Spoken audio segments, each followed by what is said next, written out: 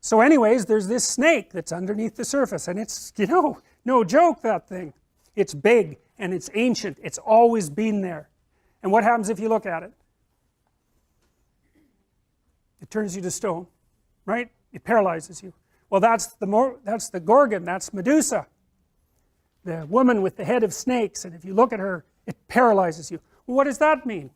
Well, you're walking through the jungle, and a big snake appears. What do? You freeze, and no bloody wonder, because you're a prey animal, and that's what they do when they see things that are going to eat them. And so, the snake, well, lots of people still die from snake bite.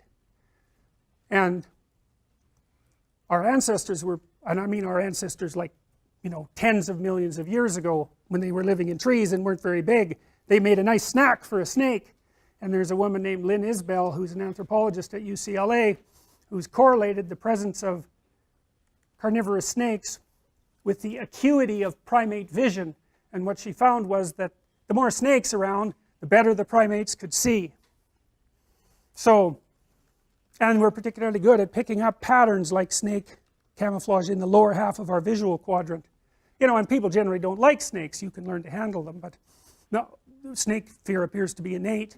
It's innate in chimpanzees, and it tends to increase as you age rather than decreasing. You can overcome it, but, well, my daughter had snakes, and one day her snake bit her. It was a fairly big snake, and she hadn't paid attention to it for a while, so it nailed her. And from then on, she had very difficult time grabbing the snake. It was like bitten once, you know, shy permanently.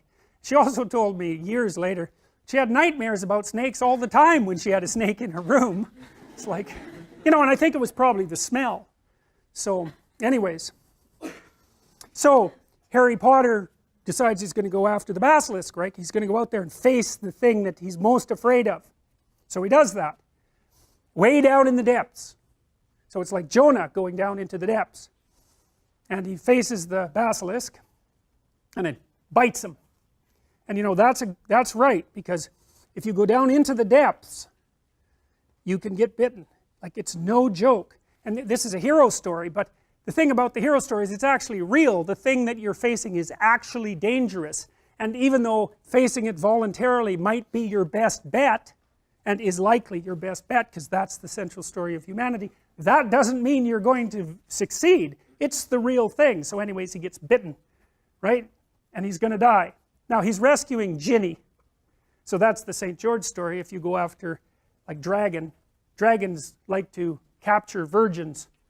God only knows why. I think it's because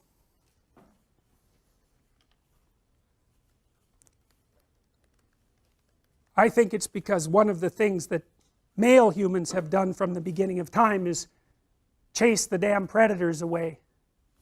And I suspect that the males from God only knows how long ago, who were particularly good at that, were rewarded with female attention, and why the hell not? So it's deeply rooted inside of us, that idea of facing the unknown and freeing the woman. So the idea there is that if you, it's a male idea in large part. I can talk about the central female myth, and I will as we proceed.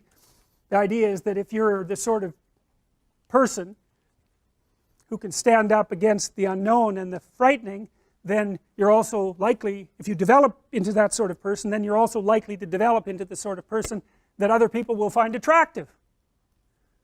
So, you know, and that's why Jung believed that inside the shadow was the anima, which is like a female figure. And so his idea was something like, you know, if you watch movies, there's always this beta male guy, if they're romantic movies, and he's a nice guy, and he's the friend, and you know, the woman tells him everything, but she doesn't like him a bit.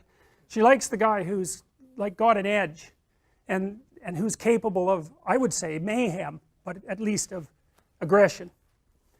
Now, that doesn't mean she wants him to be aggressive, but what it does mean is that she wants him to be able to be aggressive. That would be good. And so he's the romantic target, and so he's the person that's incorporated the shadow, and he's someone that is respectable and perhaps useful. And so, well, that's a very old story.